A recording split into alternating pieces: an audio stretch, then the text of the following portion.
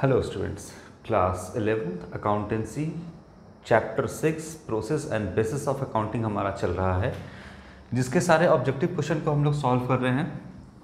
Question number 11 तक last video में हम लोगों ने कवर कर लिया है। आज हम स्टार्ट करेंगे क्वेश्चन नंबर 12 से।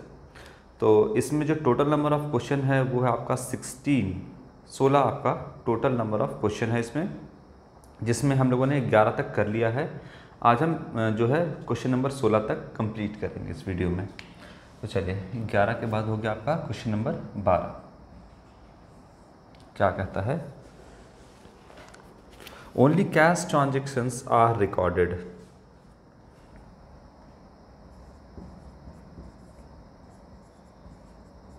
Only cash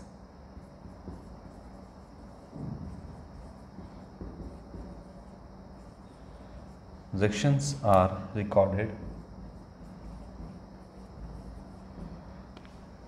A, in cash basis.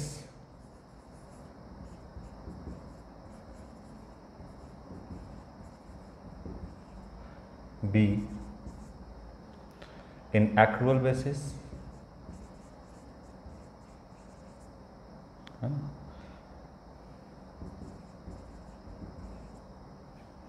C कहता है बोथ।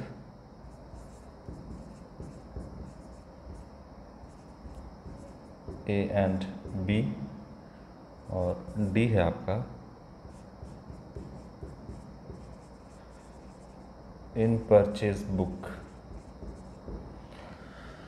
चलिए समझते हैं इसको। समझते हैं क्या है, आप तो आंसर जान ही रहे हो उसका, क्योंकि इस टाइप का क्वेश्चन हम लोगों ने ऑलरेडी सॉल्व कर लिया है।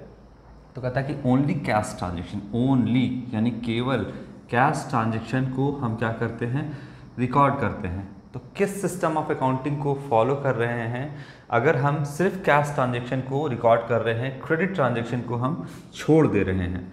जैसे मान लो कि बिजनेस ने गुड्स परचेज किया, ठीक है, बिजनेस ने गुड्स परचेज किया। तो अगर कैश में परचेज किया तो क्या बनेगा? Journal entry purchase account debit to cash, suppose 10,000 का।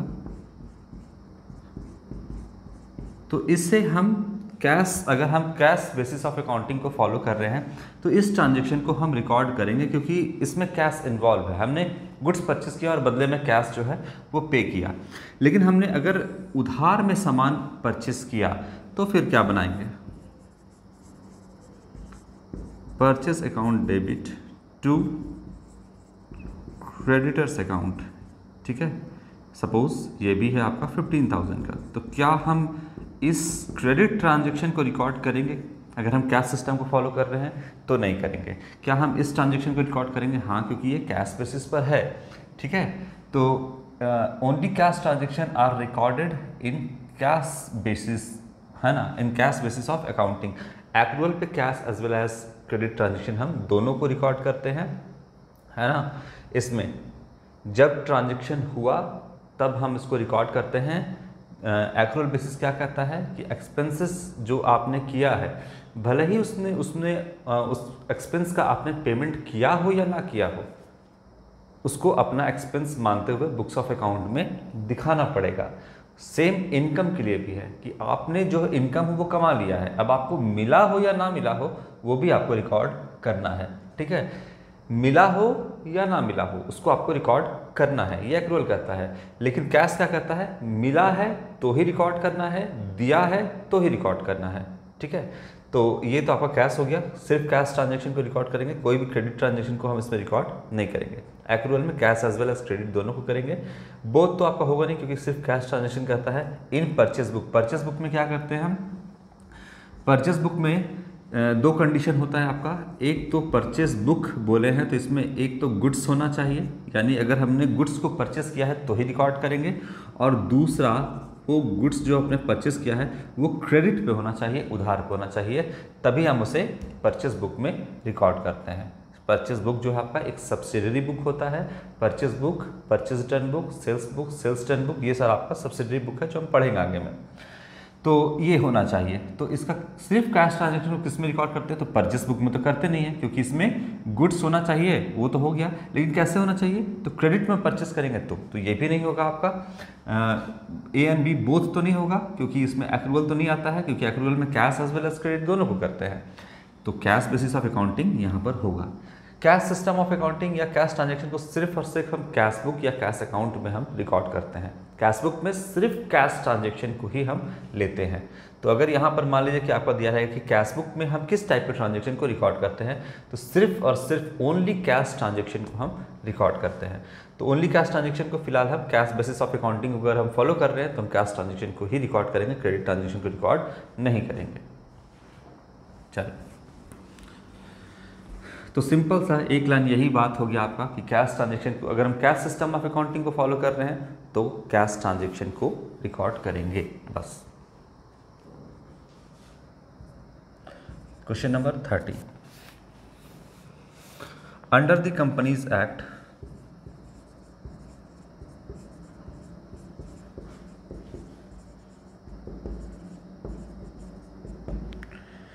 all companies are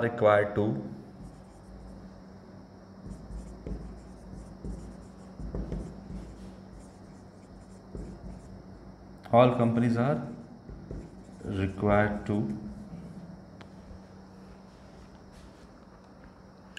maintain their accounts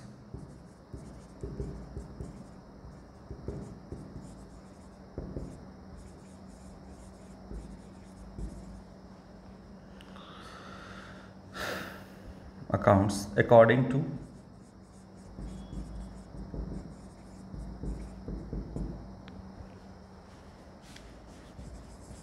ए है आपका कैश बेसिस,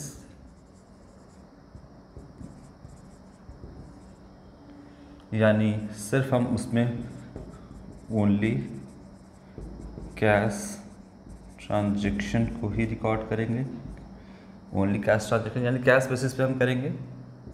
बी कहता है आपका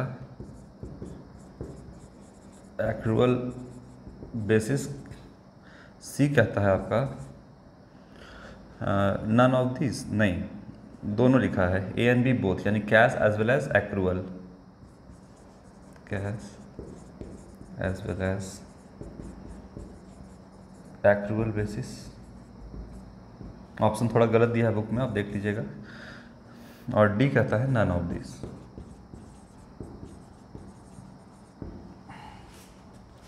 तो कंपनीज एक्ट 2013 है, उसमें all companies are required to maintain their books of account या अकाउंट्स अकॉर्डिंग टू आपका accrual basis.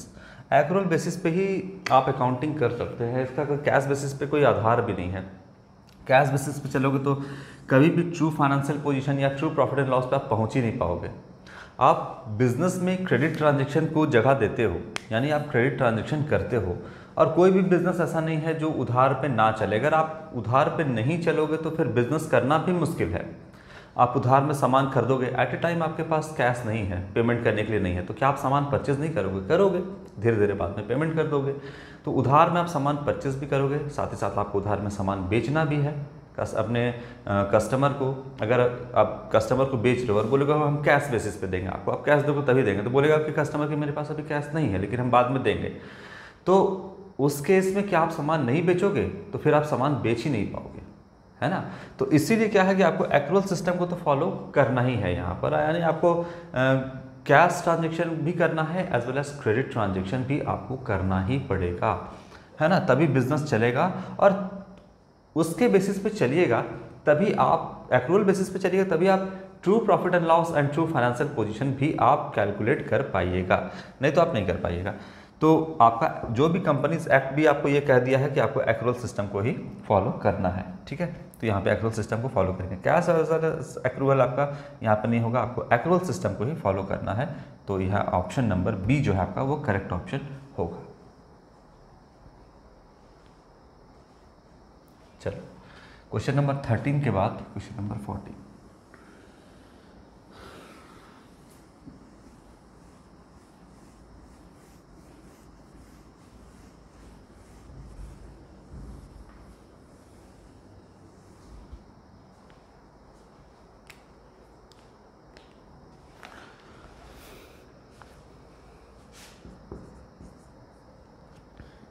From the point of view of timing,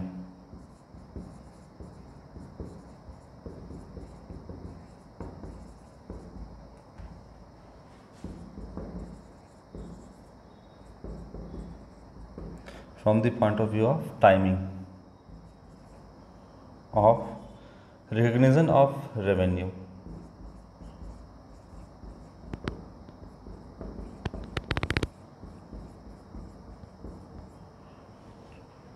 and costs, following is the basis of accounting.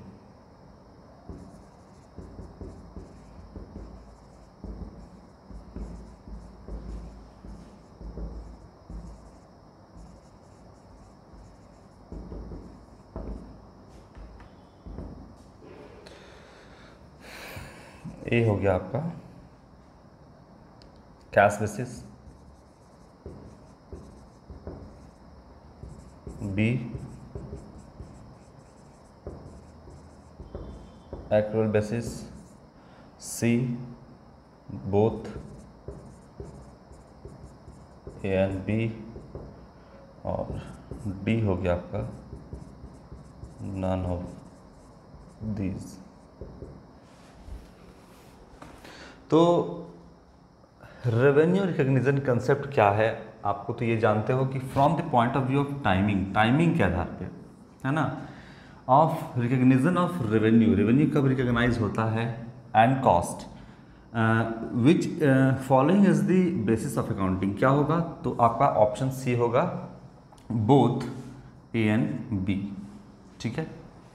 अब revenue recognition concept क्या करता है कि जब आप goods के ऑनरशिप को, है ना, जब आप गुड्स के टाइटल को, ऑनरशिप को जब ट्रांसफ़र कर देते हो अपने कस्टमर को यानी परचेज़र को, तभी रेवेन्यू रिकग्नाइज होता है। ठीक है।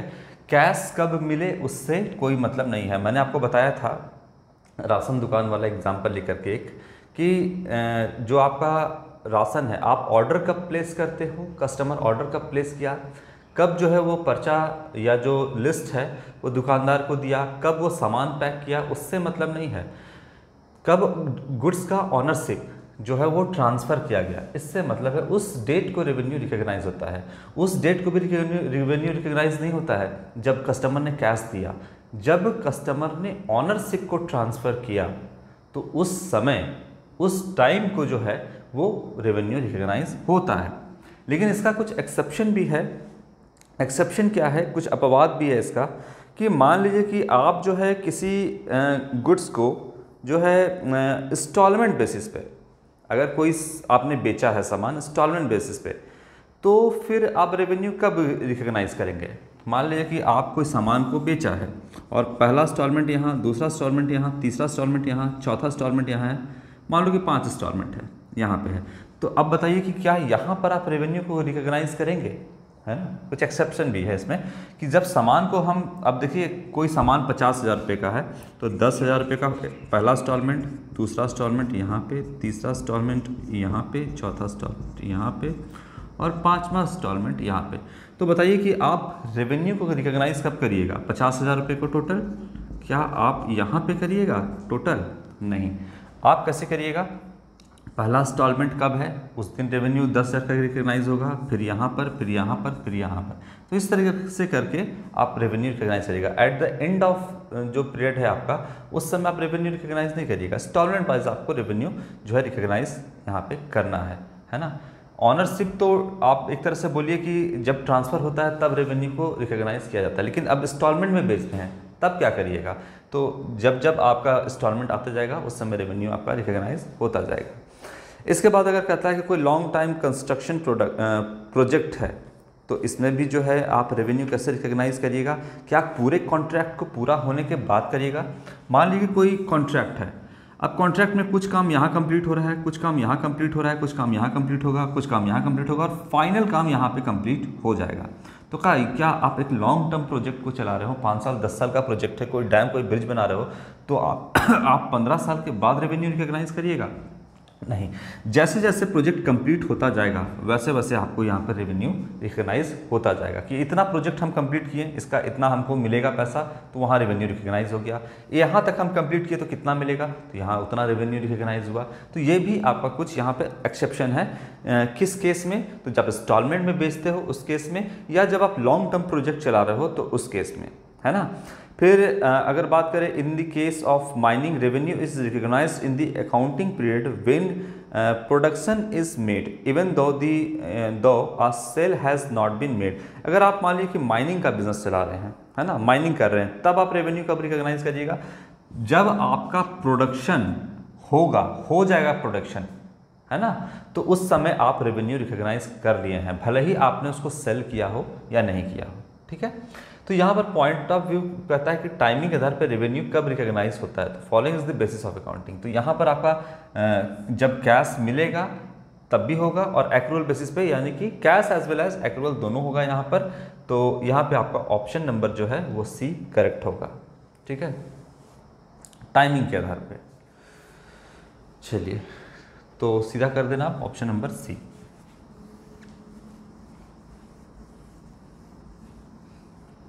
इसके बाद है question number 50।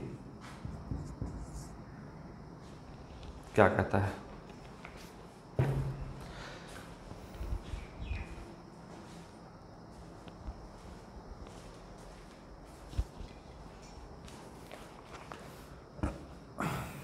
Which of the following is not the basis of accounting? Which of the following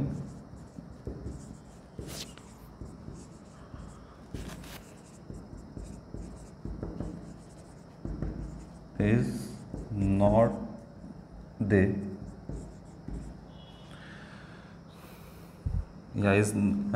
is not a basis of accounting? Is not a basis of accounting.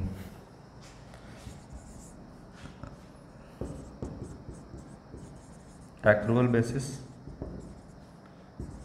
B है cash basis. ये दोनों तो basis of accounting है, हम लोगों ने पहले भी एक क्वेश्चन देख चुका है। तो ए और बी बेसिस ऑफ अकाउंटिंग है, बोलता है कौन नहीं है ये पूछ रहा है। तो ए और बी है, तो सी देखते हैं क्या कहता है। सी कहता है बोथ ए एंड बी। तो ये भी ऑप्शन नहीं होगा क्योंकि ये भी बेसिस है अकाउंटिंग का, ये भी ऑप्शन नहीं होगा क्योंकि ये भी अकाउंटिंग का बेसिस है, और सी भी नहीं होगा क्योंकि दोनों अकाउंटिंग का बेसिस है, तो ये भी नहीं होगा। तो डी होना चाहिए। तो डी क्या होगा, क्रेडिट बेसिस। सिर्फ क्रेडिट पे ही हम बिजनेस को चलाएंगे, कैश पे नहीं चलाएंगे। तो ये तो आपका क्या कहता है, ये कोई बेसिस नहीं है। हम कैश में भी सामान को खरीदेंगे बेचेंगे, हम उधार में भी सामान को खरीदेंगे बेचेंगे। तो हम कैश सिस्टम को भी फॉलो कर सकते हैं, हम एक्रूअल को भी कर सकते हैं। यहाँ पर कंपनीज एक्ट में हालांकि एक्रूअल ही कहता है, लेकिन हम कैश बेसिस भी कर सकते हैं। बेसिस तो मेरा कैश भी है, एक्रूअल भी है, तो दोनों है मेरा। कौन सा नहीं है, तो सिर्फ क्रेडिट बेसिस, यानी हम सिर्फ उधार में सामान खरीदेंगे बेचेंगे, हम कैश में करेंगे ही नहीं कोई ट्रांजेक्शन। तो ऐसा तो कोई बेसिस है ही नहीं, ये तो बकवास है, बेकार है। तो ऑप्शन जो डी है वो आपका यहाँ पर इस क्वेश्चन के हिसाब से करेक्ट होगा। कौन सा नहीं है बेसिस, तो क्रेडिट बेसिस नहीं है, सिंपल बात। अब लास्ट क्वेश्चन है आपका क्वेश्चन नंबर 16। ठीक है, इसको हम कंप्लीट कर लेंगे। क्वेश्चन नंबर 16 जो है आपका लास्ट क्वेश्चन है।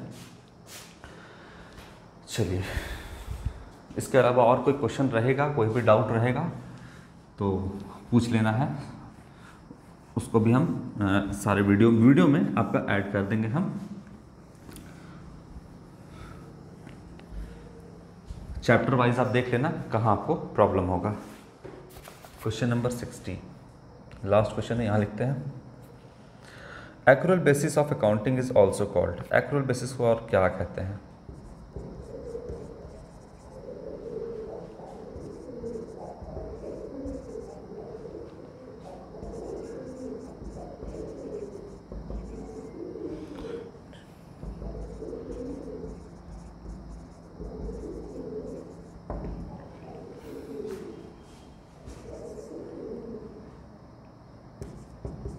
पहला है अकाउंटिंग इक्वेशन,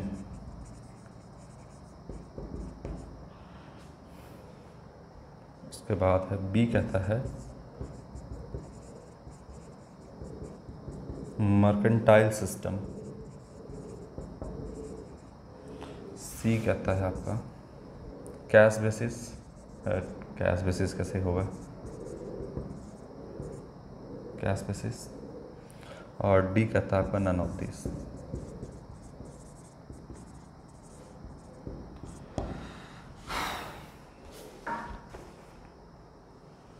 तो एक्रुअल बेसिस को हम और किस नाम से जान सकते हैं? अकाउंटिंग इक्वेशन तो आपका नहीं है, क्योंकि अकाउंटिंग इक्वेशन हमने चैप्टर पढ़ा भी है जो डुअल एस्पेक्ट कंसेप्ट पे बेस्ड होता है, जिसमें आपका एसेट जो है वो बराबर होता है कैपिटल प्लस लायबिलिटी के।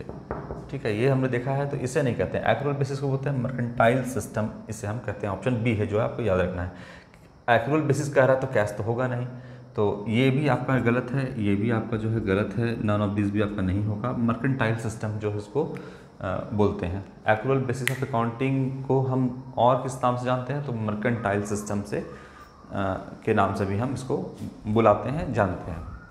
चलो ठीक है, तो ये आपका क्वेश्चन नंबर यहाँ पर 16 हो गया, और यहाँ पर हमारा ये चैप्टर भी जो है कंप्लीट हो गया। चलिए, तो चैप्टर नंबर 6 तक हम लोगों ने कवर कर लिया है, जिसमें हम लोगों ने क्या क्या कवर किया है। तो सबसे पहला जो चैप्टर है आपका, वहाँ से हम लोग काफ़ी हम लोगों ने क्वेश्चन कर लिया है। इसमें क्या क्या हम लोगों ने कवर किया है? इंट्रोडक्शन टू अकाउंटिंग हो गया हमारा chapter 1। Chapter 2 basic accounting terms, ये भी हम लोगों ने कवर कर लिया। अच्छा खासा क्वेश्चन इसमें भी है, टोटल 43 क्वेश्चन। थर्ड नंबर जो है आपका principle and concept, accounting principle and concept, chapter 3। Chapter 4 जो है accounting standard. Chapter 5 Indian accounting standard, 3 ही क्वेश्चन था इसमें, बहुत छोटा सा था आपका। और अभी हम लोगों ने chapter 6 process and bases of accounting को यहाँ पे कंप्लीट किया है। इसके बाद जो चैप्टर 7 है आपका, वो है आपका origin of transaction, source documents, है ना, एंड वाउचर्स। तो इसके बारे में हम नेक्स्ट वीडियो में आपका स्टार्ट करेंगे chapter 7, source document and vouchers. चलिए, तो आज के लिए इतना ही बच्चों, थैंक यू।